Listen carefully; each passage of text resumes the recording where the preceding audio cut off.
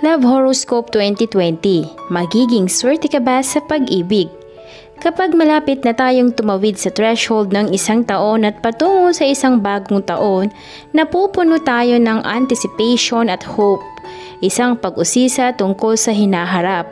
Ano kaya ang magiging kinalabasan nito? Mapapaswerte ka ba kaya sa pag-ibig? Alamin natin base sa iyong zodiac sign. Aries. Ang buhay ay isang paglalakbay na puno ng mga ups and down. Ang iyong buhay pag-ibig ay walang exemption.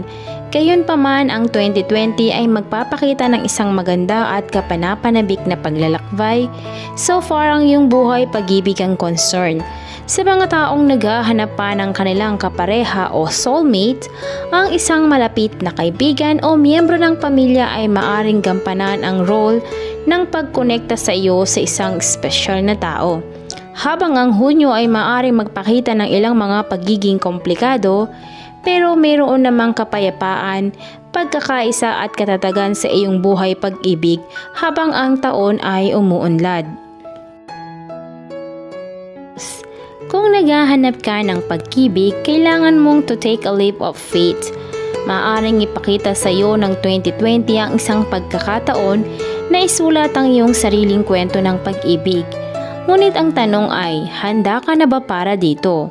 Ang mga Taurinians ay kilala sa pagiging matalino sa paghawak ng mga tense na sitwasyon at ang kasanayang ito ay makakatulong sa iyo na malampasan ang anumang rough ng panahon sa iyong buhay pag-ibig sa 2020. Kung ibinabahagi mo ang iyong emosyon at damdamin sa tamang paraan, walang makapipigil sa iyo na makuha kung ano ang ninanais ng iyong puso.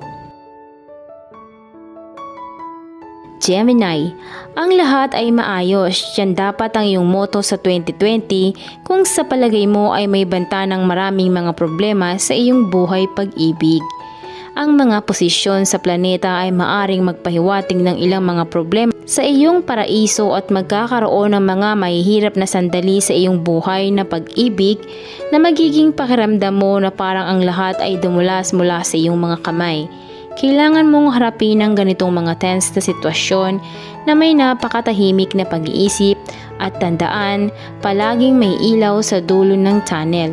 Sa mga taong may kasalukuyang karelasyon na, may mga pagkakataon na maaari mong tuluyang makuha ang ulos. Cancer, salamat kay Jupiter na magiging pinuno sa ika-11th house responsible sa pagtupad ng pag-ibig at pagnanasa. Magkakaroon ng pagkakaisa sa iyong buhay pag-ibig at ang panahon mula sa kalagitnaan ng Mayo ay maaring patunayan na kapaki-pakinabang para sa mga walang kapareha na makakuha ng pagkakataon na isulat ang kanilang kwentong pag-ibig. At sa mga may karelasyon na may mga pagkakataon na marinig ng singsing ng mga kampanilya. Ang kakulangan ng komunikasyon ay maaring makagulo sa ilang tagumpay, kaya't mas mainam kung mag-isip muna ng 2 beses bago magsalita. Leo, maaari mo lamang patunayan ng swerte sa pag-ibig ngayong taon. Habang may mga pagkakataon na maaari kang umibig, ngunit ang gawing mapaibig sa iyo ang ibang tao ay maaring mangailangan ng pagsisikap. Narito ang ilang mga payo. Kung nais mong manligaw sa tao, kailangan mong piliin ng mabuti ang iyong mga salita. Gayun din, kailangan mong ihinto ang pagsubok mo na maging sentro ng atensyon ng lahat. Dapat mong hayaan ang iyong kasuyo ang taong sinusubukang ligawan ang makakuha sa limelight. Virgo, ang taong 2020 ay magiging lahat tungkol sa makabuluhang ugnayan at masasapawan ka ng mga pagkakataon upang mapaunlad ang gayong mga ugnayan. Ngunit magkakaroon ng isang bagay na espesyal tungkol sa iyong buhay pag-ibig sa taong ito. Ang iyong pakikipag-ugnay sa iyong kapareha ay makatutulong sa iyo na maging isang mas mahusay na tao. Sa tuwing may kakatok sa pintuan ng iyong paraiso, gagawin mo ito ng kalmado at may kumpiyansa. Libra, para sa isang pagkakataon kailangan mong ihinto ang pagtimbang ng mga kalamangan at kahinaan at kumuha ng isang leap of faith. Kung ikaw ay single at mayroon ka ng crush sa isang tao, dapat mong tipunin ang iyong mga wits at tapang at ipaalam sa tao ang tungkol sa iyong nararamdaman. Dahil mula April onwards, ang iyong mga posisyon sa planeta ay tila pabor sa iyong buhay pag-ibig. At ang mga mayroon ng isang relasyon but are yet to commit, ang iyong kasintahan ay maaaring magtagumpay in getting out a promise mula sa iyo. Ngunit iyon na isang magandang bagay, di ba? Scorpio, may mga pagkakataong magkakaroon ng bagong pag-ibig na sisipol sa 2020. Ang panahon sa pagitan ng huling bahagi ng Marso at kalagitnaan ng Mayo ay hahantong sa makabuluhang mga relasyon at sisimulan mong kumuha ng pagtaas ng interes sa pag-ibig at buhay. Magkakaroon ng ilang mahalaga at kapaki-pakinabang na bagong pag-unlad sa iyong buhay pag-ibig.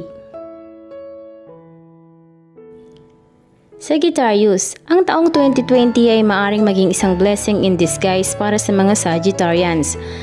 At habang isinasaalang-alang ang iyong buhay pag-ibig, magkakaroon ka ng isang mabagal na pagsisimula at maaring kahit na isang bahagyang pagkabigo dahil hindi mo makita ang anumang kapansin-pansin na pagbabago sa katayuan ng iyong relasyon.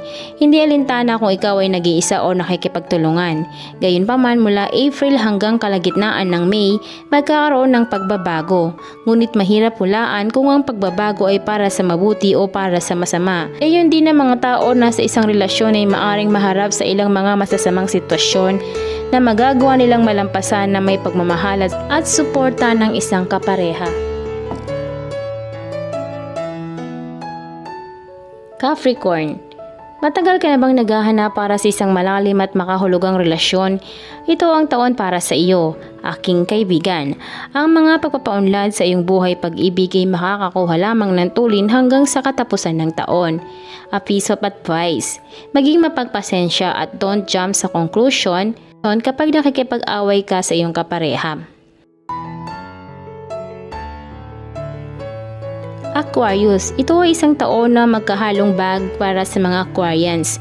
May mga pagkakataon na maaring magsimula ang taon sa isang maling tala na pinag-uusapan mo ang pag-ibig at katatagan sa iyong buhay. Ngunit habang tumatagal ang taon, maaring mayroon isang malaking paglilipat at mapapalibutan ka ng labis na pakiramdam ng positibo sa buhay ng iyong pag-ibig.